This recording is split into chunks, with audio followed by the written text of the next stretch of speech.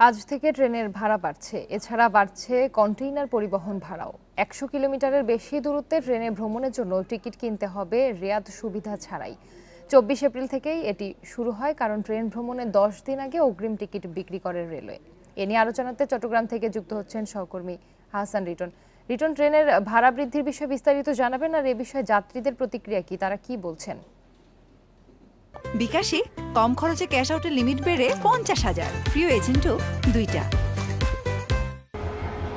দেখুন, দীর্ঘকাল পরে রেলের যে ভাড়া বেড়েছে এটি নিয়ে আসলে আমরা মিশ্র প্রতিক্রিয়া পেয়েছি। গতকালকে আমরা চট্টগ্রামের এই যে রেল স্টেশন আমরা যেখানটায় আছি সেখানে আমরা এসেছিলাম, এবং আজকেও সকালে আমরা বেশ আগেভাগে এখানে এসেছি, এবং এখানে যারা যাত্রীরা যেটি বলছে যে হঠাৎ করে যে এই রেলের টিকিটের যে দাম বাড়ানো হয়েছে সেটি আসলে তাদের জন্য বেশ একটি বোঝা মনে হচ্ছে। কারণ হচ্ছে, আপনি জানেন যখন প্রতিটি নিত্যপণ্য জিনিসের দাম ঊর্ধ্বগতি, এই অবস্থায় হঠাৎ করে দাম বাড়ানো সেটি তাদের কাছে একটি বোঝার হিসেবে ঠেকছে। তারা যেটি বলছে সেটি হচ্ছে, যদি সরকার তাদের লোকসান পোষানোর জন্য যদি টিকিটের দাম বাড়িয়ে থাকে, সেটিতে তারা শেষ পর্যন্ত তাদের মেনে নেওয়া ছাড়া কোনো গত্যন্তর নেই। কিন্তু তারা যেটি বলছে সেটি হচ্ছে, রেলে দীর্ঘকাল ধরে আসলে রেলের যে সেবা বাড়তির কথা ছিল সেটি আসলে নেই। ফলত তারা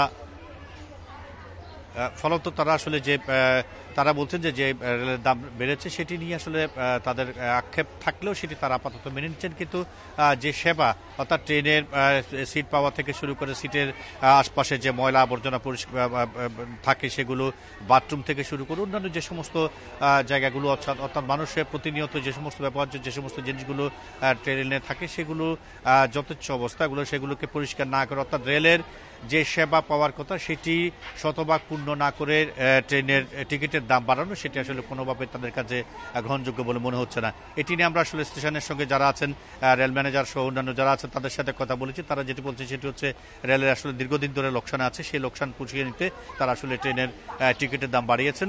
তবে সেবার মান যাতে শতভাগ নিশ্চিত করা যায় সেই বিষয়ে তারা কাজ করছেন।